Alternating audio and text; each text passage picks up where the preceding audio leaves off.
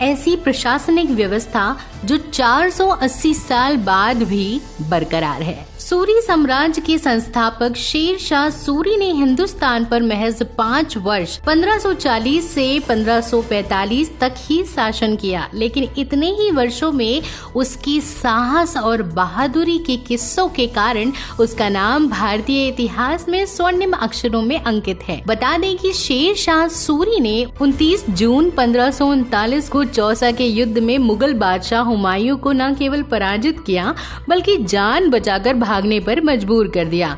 इस लड़ाई में हुमायूं ने घोड़े सहित गंगा में कूदकर अपनी जान बचाई। इस युद्ध में करीब 8000 मुगल सैनिक और सरदार मारे गए थे। इस हार ने बाबर द्वारा स्थापित मुगल साम्राज्य का अंत कर दिया और उत्तर भारत पर सूरी साम्राज्य की शुरुआत की। हुमायूं कालपी मार्ग होते हुए आगरा पहुंचा और अपनी सेना पूर्ण गठित की। उसने अपने भाइयों से भी मदद मांगी लेकिन असफल रहा, लिहाजा करीब 40,000 सैनिकों की सेना लेकर अफगान शासक शेरशाह सूरी से मुकाबला करने के लिए निकल पड़ा। लिहाजा 1540 ईस्वी में इस युद्ध के लिए दोनों पक्षों की सेनाओं ने कन्नौज के बिलग्राम में गंगा किनारे अपना पड़ाव डाला। इस युद्ध की सबसे खास बात यह है कि दोनों सेनाएं लगभग 1 महीने तक बिना युद्ध किए वहीं पर अपना पड़ाव डाले रहीं। शेरशाह तो पूरी तैयारी के साथ आया था, लेकिन रसद के अभाव में मुगल सैनिक हुमायूं का साथ छोड़कर वहां से भागने लगे।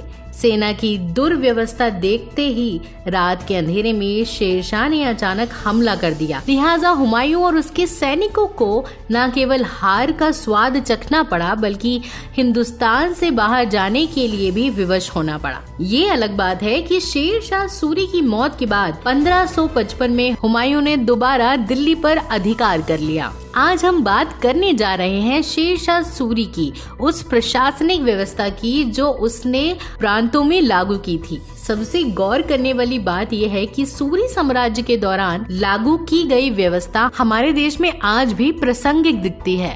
प्रांतीय शासन व्यवस्था। शेरशाह सूरी ने अपने साम्राज्य को 47 सरकारों में विभक्त किया था, जिसे सूबे के अधीन रखा गया था। पहला, सूबा या इक्ता, प्रदेश या प्रांत। सूबे का मतलब होता है प्रांत, जिसे हम आज की भाषा में प्रदेश अथवा स्टेट कहते हैं। बतौर उदाहरण, शेरशाह सूरी ने बंगाल सूबे को 19 सरकारों में बांट दिया था। प्रत्येक सूबे का मुख्य अधिकारी सूबेदार कहलाता था, जिसे हम आज की भाषा में गवर्नर कहें तो उचित होगा। सरकार। शेरशाह सूरी ने सूबों को सरकारों में बांट रखा था। सरकार से तात्पर्य जिले से है। प्रत्येक सरकार में 2 मुख्य अधिकारी होते थे। पहला शिकदारे शिकदारान और दूसरा मुंसिफे मुंसफान। शिकदारे शिकदारान वो सैनिक अधिकारी था जिसका काम सूबे में शांति एवं कानून व्यवस्था बनाए रखना था, जबकि मुंसिफे मुंसफान एक न्यायिक अधिकारी था जो दीवानी में मुकदमे देखता था। परगना यानी ब्लॉक। सूबे की प्रत्येक सरकार परगनों में बटी थी। प्रत्येक परगने में एक शिकदार, एक मुंसिफ, एक फोतेदार और 2 कारकुन होते थे। शिकदार के साथ सैनिक दस्ता होता था जो परगने में शांति व्यवस्था बनाए रखता था, जबकि मुंसिफ दीवानी में मुकदमों का निर्णय करने के साथ भूमि के नाप तौल तथा लगान की भी व्यवस्था करता था। फोतेदार, खंजाची और कारकुनों का काम हिसाब किताब रखना था। गांव। शेरशाह ने गांव की पारंपरिक व्यवस्था को यथार्थ बनाए रखा। गांव में सुव्यवस्था बनाए रखने के लिए उसने परंपरागत चौकीदार, पटवारी और मुखिया आदि की व्यवस्था की। ग्राम पंचायत ही गांव की सुरक्षा, शिक्षा और सफाई का प्रबंध करती थी। अगर शेरशाह सूरी की प्रांतीय व्यवस्था का मूल्यांकन करें तो पता चलता है कि करीब 4.25 साल पुरानी ये व्यवस्था आज भी बरकरार है।